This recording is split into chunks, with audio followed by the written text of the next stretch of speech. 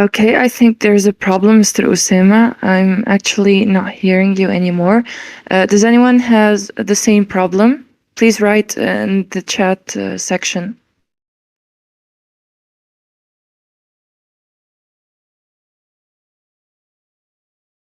Okay. Sorry, guys, just give us 1 minute.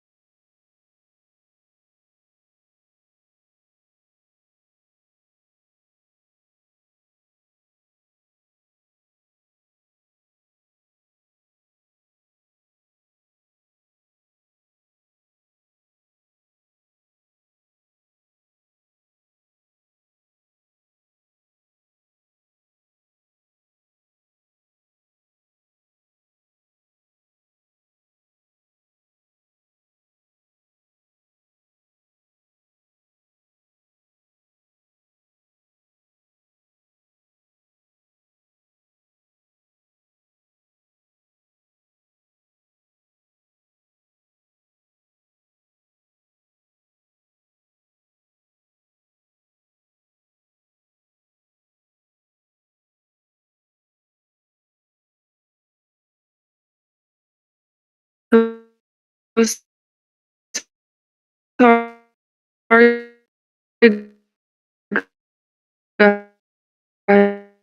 guys, for the delay. Um, I don't know. I think Mr. Usama is having some network problems. Just give us some moments.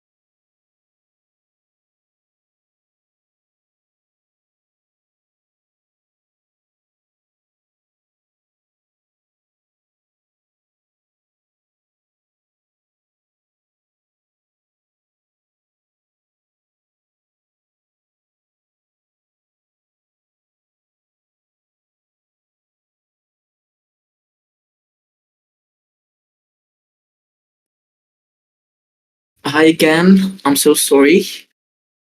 Uh, I'm going to share my screen again. Can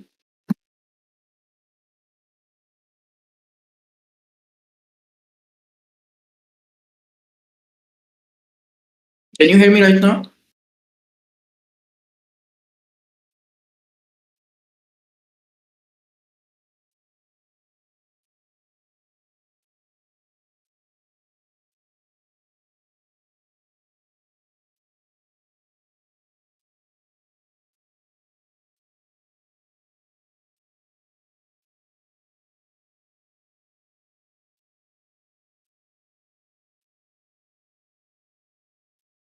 Uh, can you hear me?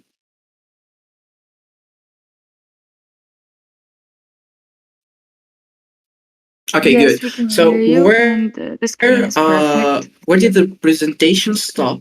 Sorry, if I could go back again. Yes, could you please return back so I can tell you which slide? Okay. Sorry. The policies and procedure, the preparation phase, or the workflow. Yes, this slide. Okay, so we stopped at the workflow. Yeah. Yes, So I'm going to repeat, actually. thank you. So at this level, I was saying that at the onset, actually a workflow. And I said that a workflow is actually based on activity a diagram that is allowing us to understand the steps that we need to ensure in order to have a good incident response. And we present the step of the incident response. The light green represents the preparation phase. The dark blue represents the detection and analysis phase. The lightest blue is the step we are going to stop the attack, then we are going to contain it. And once we have done all of this, we can launch the post incident activities. And we are working in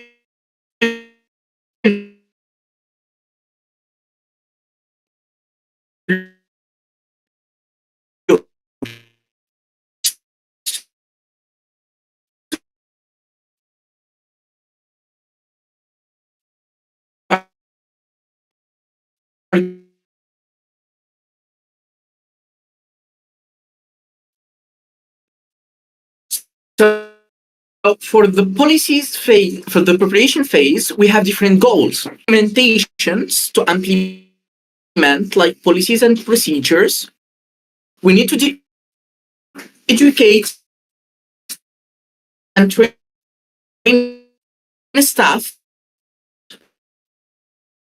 to do incident response simultaneously.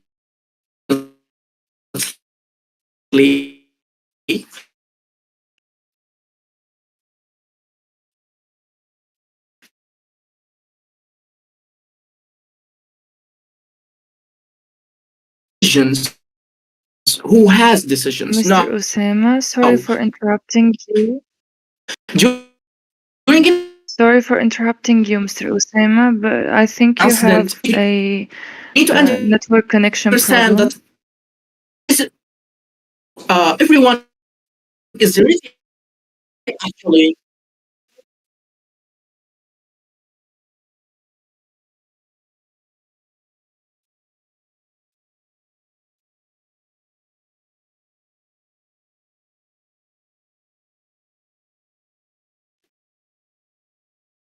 What?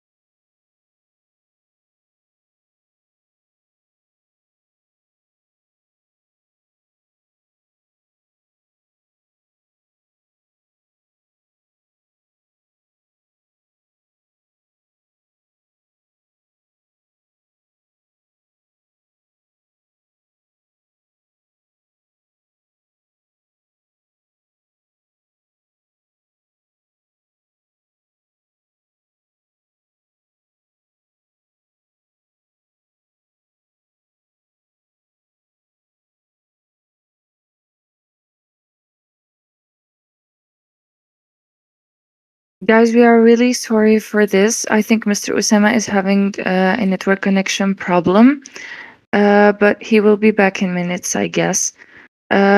So in the meanwhile, I wanted to make sure that everything is going good in the event. You can chat on the chat section. Um, also, if you have any questions during the session, please don't be shy and ask in the comment section, or you can join the stage and talk.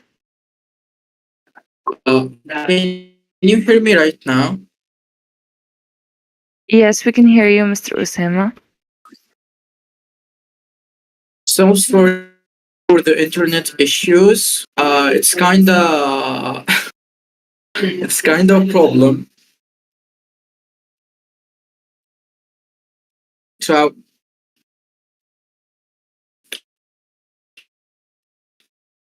uh, did I stop in the policies procedure part?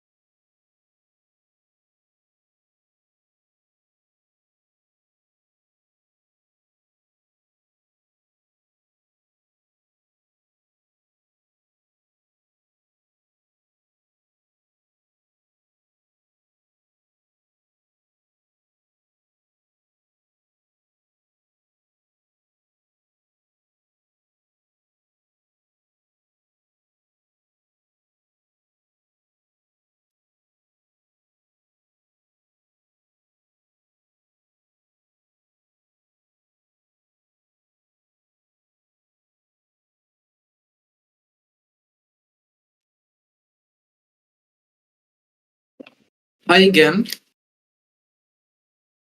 Uh, is it better right now?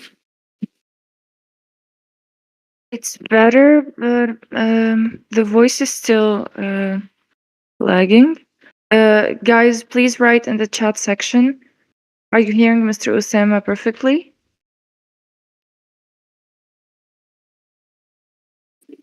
I'm going to reshare my screen too. So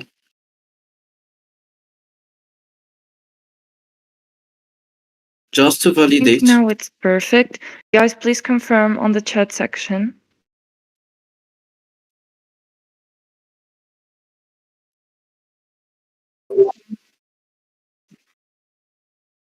I'm so sorry for that. So It's okay, Mr. Usama, it happens. actually, Mm-hmm. I'm doing the conference from the company network, and we have some restrictions on. Did I stop at the policies and procedure part? Yes.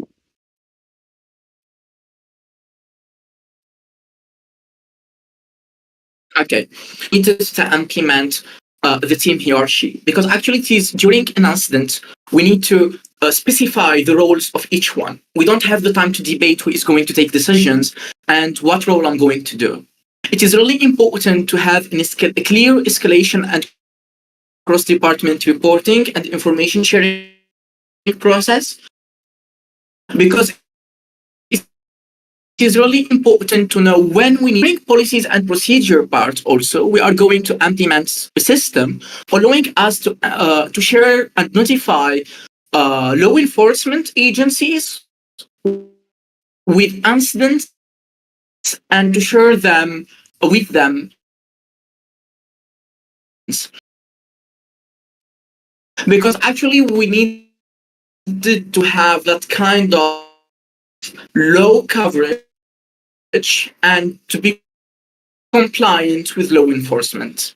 It should be well described. We need to know which steps we are going to implement at the operational security level And this is actually is going to implicitly declare the list of tools we are going to use and what actually we needed to have also their documentation have direct uses, let's say the policies and procedure parts. I would like to hear from you quickly before moving to other parts. So in here, actually, we are trying to implement the steps to use and to have actually the communication workflow, the process workflow, and the tools we are going to use,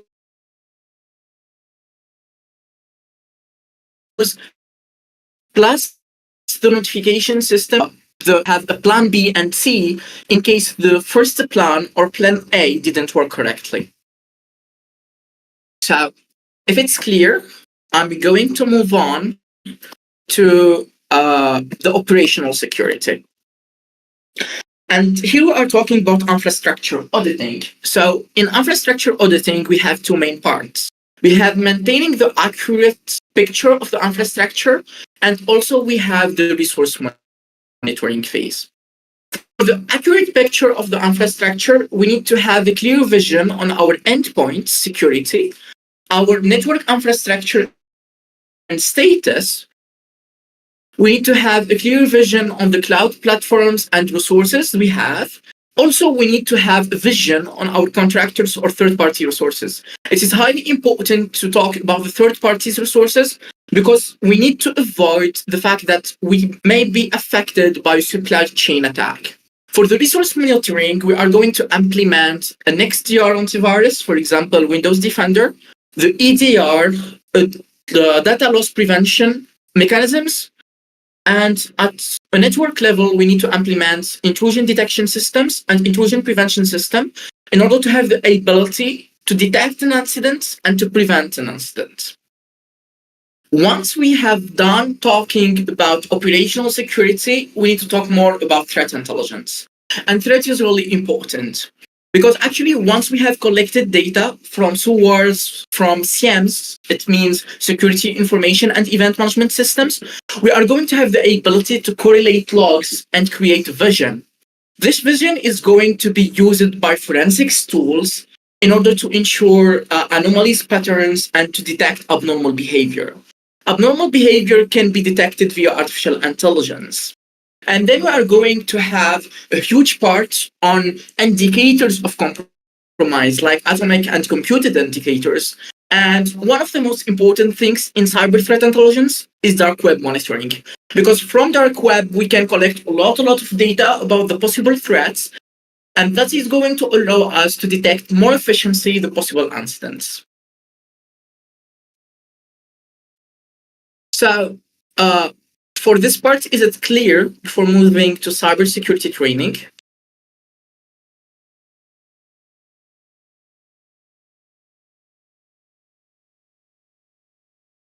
Guys, if you have any questions, please don't be shy and feel free to write on the chat section.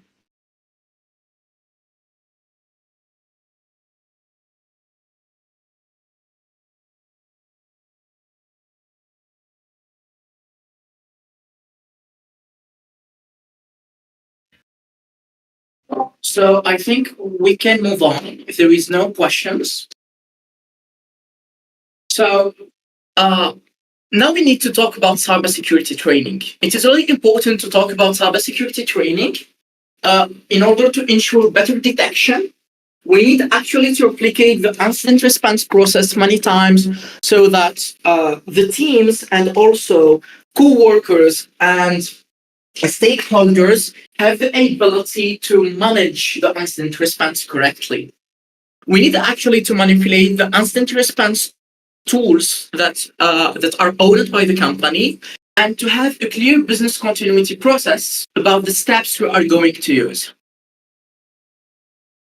For the detection phase, which is the second phase in the incident response, let's say, workflow, We are aiming to declare the scope, we collect data, we do analysis, and also we have some tools.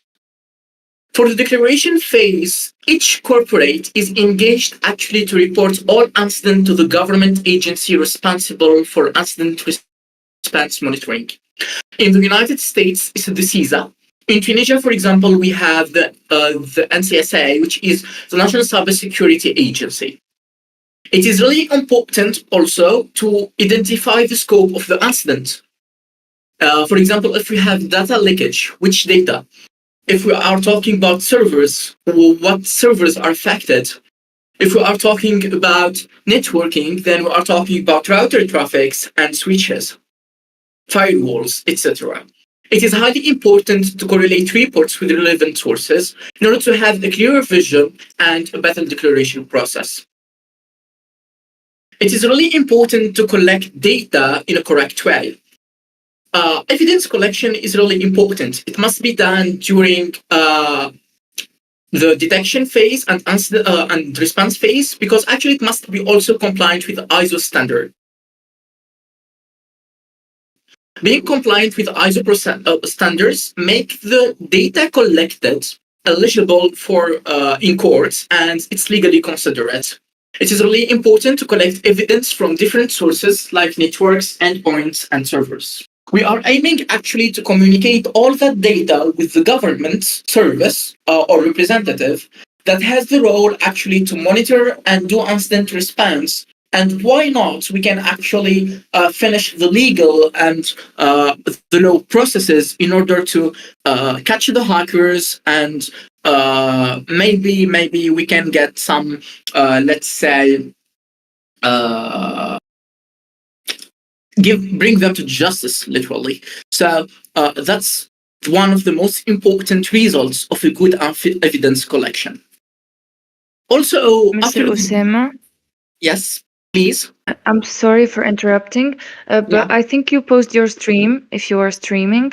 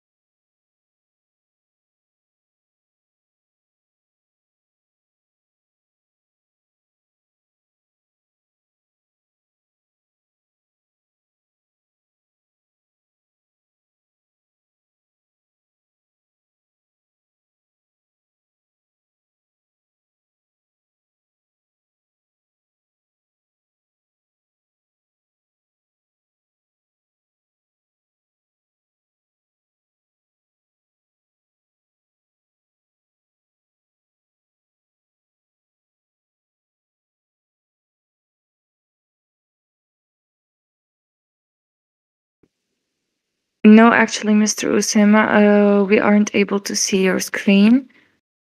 It's still loading.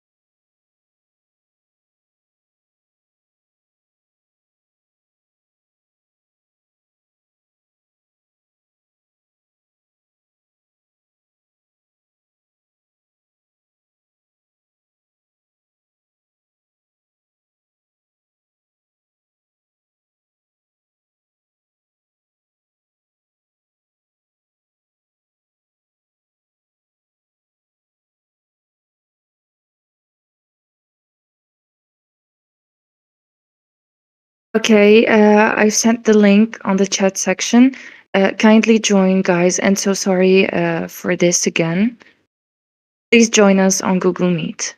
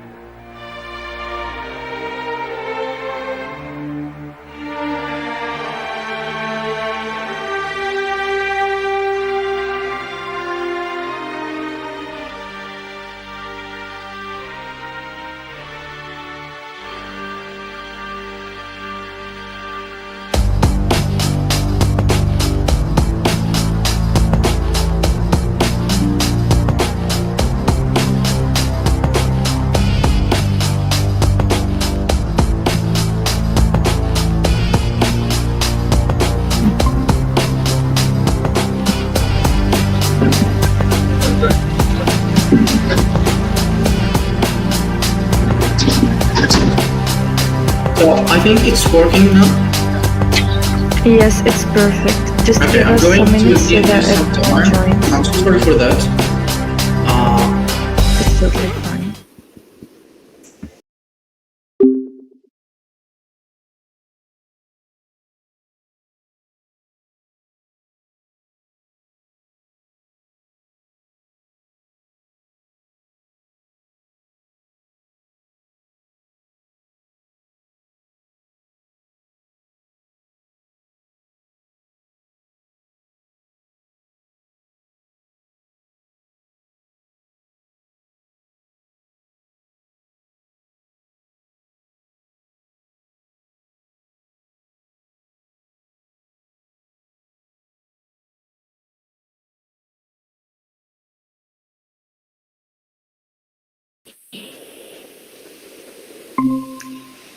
We'll be starting in some minutes, guys, just so that everyone joins.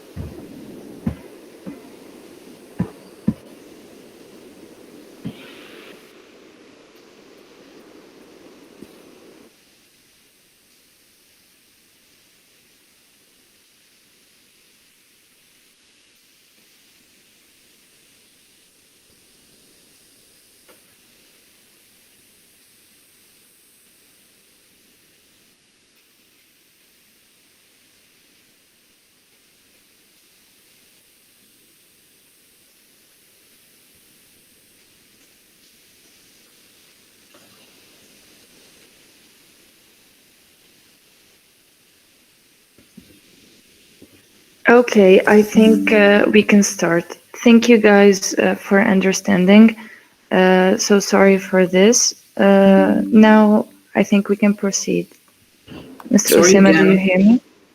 Yes, sorry again for the technical issues. Uh, Thank Now, you. I'm going to continue right now. So I'm going to go back another slide again. So for the data collection, as we said, we need actually to ensure good compliance with ISO process during the collection of all evidence in order to actually have the data collected or the evidence collected considerable in court of law. It is really important to collect the much possible evidence from network endpoints and servers and to communicate all of that data with the government representative to have the legal coverage and bring hackers into justice. It is really important to analyze that kind of data and evidence we collected. And the goal of the analysis is mainly to identify the root cause of the attack. It's not to find the hacker, no, it's to identify how the hacker gained access to our network. And we try actually to identify the anomalous activities that happened to rebuild the attack chain and link all those findings with the technical tools and processes that the hacker used in their attack chain. We also need to define our scope in order to identify and indicate all the indication of compromise possible. And the refinement is really, really important to identify those kind of indicators in our network and at the endpoints level. So we are going to do a lot of network monitoring, a lot of network analysis, capture analysis, IPs analysis, and also logs and metadata analysis. So to do that, we need to have tools. And the tools must be always modified to slow the pace of the attacker advance through the network. We are not actually having tools to stop the hackers directly. No, we need to make their life harder. We need to stop them slowly. And as much as we are reparametering our tools, we are increasing the likelihood of detection. Also, we are detecting more and more the movements of the hacker inside our own network. If we have the abilities, we can actually minimize the likelihood of the data exfiltration and the data loss during the breach. This is actually done at the firewalling level and the data loss prevention tools. That's actually the detection phase. One of the most important and exciting phase is the containment phase. We need to prevent further damage. We need to reduce the impact of the attack. We are aiming to stop the hacker and secure our perimeters. So how we are going to do that? First, as much as it is exciting, we need to have a lot of things in consideration. We need actually to consider the duration of the containment process, because when I'm containing the attack, I'm putting my network or part of my network out of connection communication, and that's an issue. So I need to know how much I'm going to keep the containment process. Also, how the containment process is impacting my abilities to collect forensics evidence. I can't actually shut down a system. No, that is going to destroy all possible data to collect, and that's a catastrophe. We need also to avoid collateral damage from business loss, distributed denial of service attacks, and more. We need also to contain without alerting the hacker that he is being contained.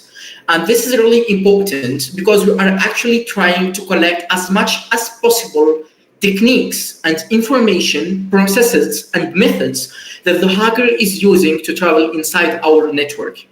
And all that data collected during the containment phase is going to be really crucial for us to share with law enforcement and other third parties to make the infrastructure more secure and also to help others secure their network and infrastructures.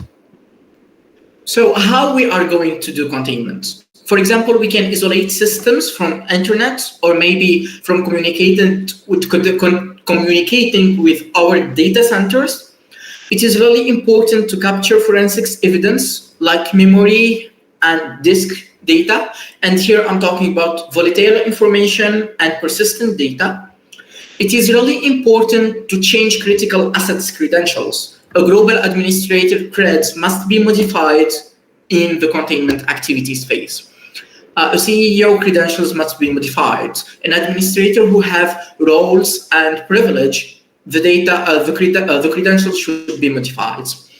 If possible, and we have the tools and the environment, and more, we have the financial abilities, then we are going to try to redirect the hacker to get into a sandbox and close the perimeter on that sandbox to collect more and more data about the behavior of the hacker inside the network. It is really important also to talk about eradication and recovery processes. These are highly important to eliminate all possible artifacts of the incident. Once in the United States, there were a company that has been hacked. So the company implemented some IoT devices in the network. And during the eradication and recovery phase, they actually cleaned and eradicated all possible infrastructure threats, but they forgot about IoTs. And one of those IoT devices was implemented in WSC. Then the hacker, from the persistent level he gained on the WSC, he actually launched another ransomware and the business was forced to shut down. So it is really important to know that we are eliminating all possible artifacts of the incident. Also, once that level is achieved, we need to mitigate the vulnerabilities the hacker used to get into our network.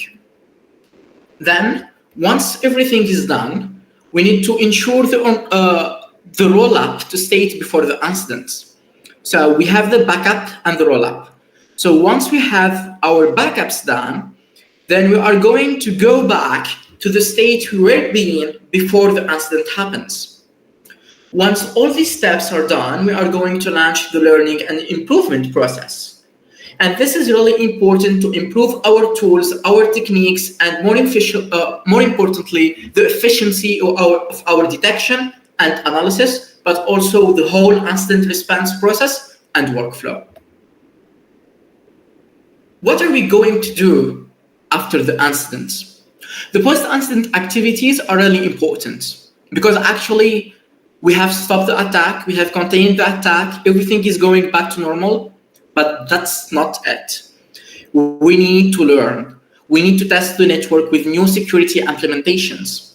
We need to continue monitoring for malicious activities. Maybe we missed something, and that little process running on a little device or even a smartphone can be a launch of another attack. So we need to continue monitoring for a good period of time. Also, after the attack, we have identified during the analysis phase some blind spots. So those spots are going to be used maybe in another attack. So we need to identify all those blind spots in the infrastructure. And once we have identified those blind spots, we are going to focus on them, to improve them, to add monitoring tools to cover them, and have a vision on all the parts or all possible parts of the infrastructure. It is highly important to communicate with law enforcement. They can have more data, more tools, more intel, and this is really important for us to communicate, share, and learn from them. Maybe they are going to provide us with more advices, with some open source tools that can be used in order to improve our infrastructure, to improve our posture, or even maybe we had some issues with some compliance levels that we have discovered during the incident. So the incident can't be always bad. An incident response is going to allow us to learn and correct our issues based on our findings during that incident response workflow. So I'm moving to talk about tools, and in general, I'm going to go back to the workflow, the main workflow. So as seen in here, we have the start point. This is when actually we declare the existence of an incident. The declaration can be done from anyone who is working in the company and he identified something abnormal. That's correct. The declaration could be done actually from a security operations center if we have the abilities and the financial capabilities to implement a security operations center inside the company. So let's say that I'm having a security operations center and my engineers in the SOC have identified some abnormal logs. So they are going to declare that there is a possibility of an incident. Once that possibility was launched, we are going to determine our scope. What data affected, what devices affected, what part of our infrastructure affected. Then we are going to move to the forensics part, which is the collection and preservation of the evidence. And this must be done based on compliance regulations of the international standards like ISO. For the United States, they are working more on the NIST framework, but they are kind of similar to the same international ISO standard. Then we are going to launch the analysis. The analysis could be done based on our own insights, but actually a third-party insight is going to add a lot to our analysis. Now we need to identify, is there new signs of compromise? Is there continuity of the attack? If no, then we are going to move to the execution and eradication plan. If yes, then we are going to contain the new activities and relaunch, adjust our detection tools and relaunch the process again.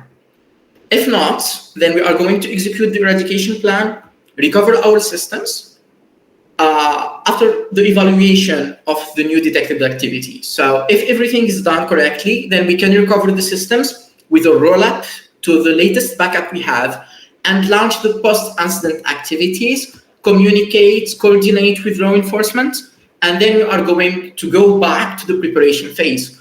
We need to buy new tools or maybe improve the settings of our tools, calibration. We need actually to report with other third parties, contractors, and collect more and more threat intelligence. So what tools are we going to use in or during an incident response? So I have chosen 3 different tools for this presentation. Sorry. So the first one is the FTK Imager, and this is the logo of FTK Imager. FTK Imager is used during the data collection or evidence collection phase. It's open source tool and it's very powerful. It captures memories and disk evidence from any kind of device, servers, Windows machines, and Linux devices, and also macOS devices. It gives us the ability to analyze evidence, but it's not really powerful in analyzing evidence, and it could be kind of manual work. It has the ability to automate some actions, but not all of it, and this is going to actually make us lose some time in the incident response process. This is why there is another tool, which is open source tool, which is the Autopsy tool. This is its logo. Autopsy, actually, I think it was created by NSA and now it's open source. And has the ability, actually, it's widely used by law enforcement all over the world because it is well organized to handle multiple investigation in the same time. And it has the ability to read different type of files formats, all kind of tools that exist in the world that have the ability to collect data. Autopsy can analyze those files. It supports OSINT and threat intelligence. It even can have the ability to geolocate IP addresses, and this is really important to have in an incident response if we are going or we have identified, for example, an address IP of the hacker, or at least the servers used by the hacker. So it's going to give us a huge range of actions that we can do and launch from Autopsy. Now I'm going to talk about the SIEM, Security Information and Event Management System. I'm proposing Microsoft Sentinel or Azure Sentinel because it's Microsoft, so it's not open source. We are talking about licensed service, but actually there is some connectors and some capabilities that are given in free if you have a tenant in Azure, Microsoft Azure. So what is important in Microsoft Sentinel that it has the ability to analyze logs using artificial intelligence. We can say it's AI driven, and this is really important to detect abnormal behaviors. It also supports different type of connectors. Microsoft Sentinel is a Microsoft product, that's true. It works perfectly with Microsoft's let's say components and products, but actually supports AWS, it supports Apple, it supports Linux, it supports Fortinets, and it has a huge range of comprehensive dashboards, and these dashboards can be personalized through CatReal queries. Also, it is so easy to use with free documentation on the internet, and it has a huge potential to extend, and that's one of the most important things that you can find in the majority of Microsoft tools. I'm not actually here, let's say, I'm not making free publicity to Microsoft, but actually for me, I have worked on open source CIEMs and but actually featured CIEMs like Microsoft Sentinel, IBM QRadar are kind of better in performance, especially in bigger and let's say mixed of infrastructure where we have cloud resources and on-premises resources. IBM QRadar or Microsoft Sentinel are better as CIEMs or as solutions. So that's it. I'm so sorry for all the technical issues. I hope actually that you have learned something new.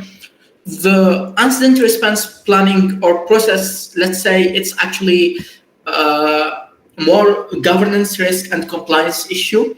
So we are not really talking about tools and operational security, but we are talking about, let's say, architectural and governance level security. It is really important to understand that without that layer of documentation, policies, processes, workflows, diagram activities, we can't ensure incident response. The operational security is really important, that's true, but it's actually a small part of the incident response plan. If I'm going to go back to the presentation plan, we have the overview. The overview is literally a workflow. Then what we have? The preparation phase is documentation. Maybe you are going to buy some tools, but it's going to be at, let's say, settings level. The detection and analysis, there is a lot of documentation and a huge part of, let's say, at least in the detection part, there is a huge part of operational security, logs analysis, etc. The containment is 100% operational. For the eradication and recovery, there is only the roll-up part and reconfiguration part, but there is a huge part of documentation and writing reports.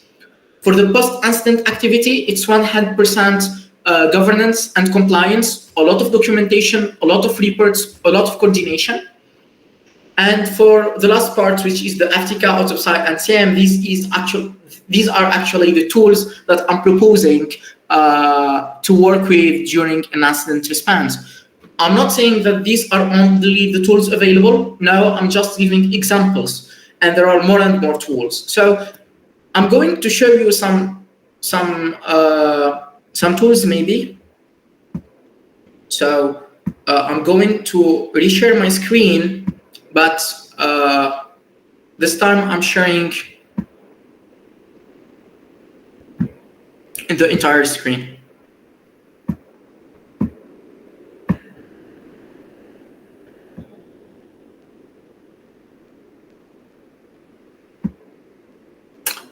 Okay, it works now. So these are some tools that you can use. So for example, if you are talking about autopsy. So why I say that autopsy is really organized, because it's actually give us the ability to work with what we call them, let's say, cases. So I'm going to create a new case. And once you create a new case, it gives you the ability actually to give it a case name, base layer actually, let's say that this is test.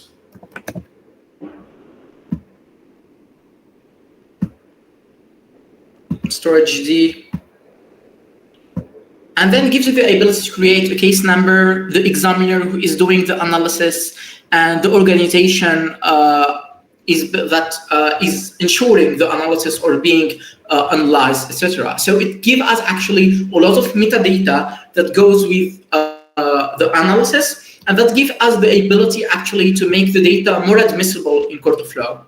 For the Ethica imager, it's more used for, let's say, data or evidence collection. So if I'm going in here, then I'm going to collect directly memory. It's so easy like that. And I'm going just to give it directory where to store the data, and just launch a capture.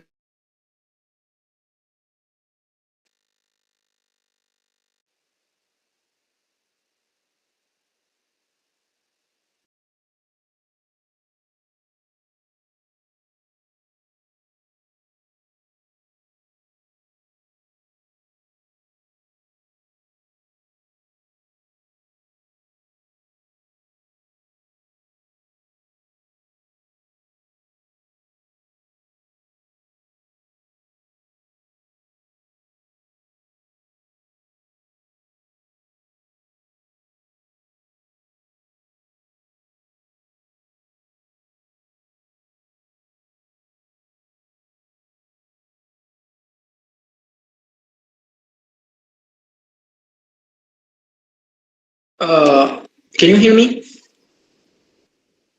Yes, now we can hear you. Actually, I launched the memory analysis and forgot that the memory capture, and forgot that the Ethica imager is working on the same device. And that's an issue because it's going to create issues with memory. That's why I got a blue screen. So in general, when we are using Ethica imager, it's implemented on USB stick or external drive, so that we can use it to do analysis and collect data without having issues or overriding data memory. So that's what happened with my device. I launched Ethica imager on the same device I'm using to share my screen. So I override the RAM memory and I broke the system. That's it. So thank you for your attention. I don't know if you have any kind of questions. Feel free.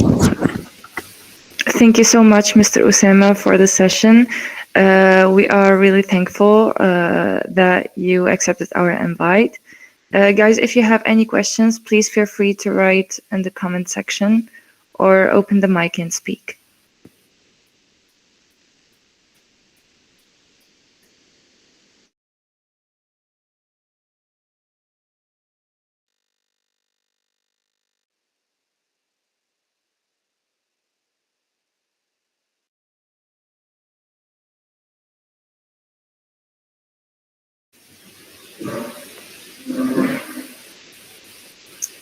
I think there's no questions. Does anyone have any question, guys? Please open microphones and speak.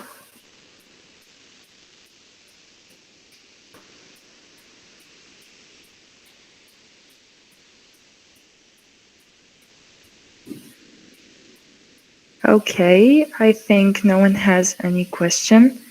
Thank you so much, Mr. Usama, for the session. We are really grateful. Thank you so much, and I'm so sorry for all the technical issues that happened today. As I said before, a lot of security can be an issue sometimes. But thank you so much for inviting me today to talk about one of, let's say, not famous subjects. I was really honored to talk about incident response and GRC in general, because people actually always, when talk about cybersecurity, they are talking about operational security, ethical hacking, etc., and they forget one of the most important parts.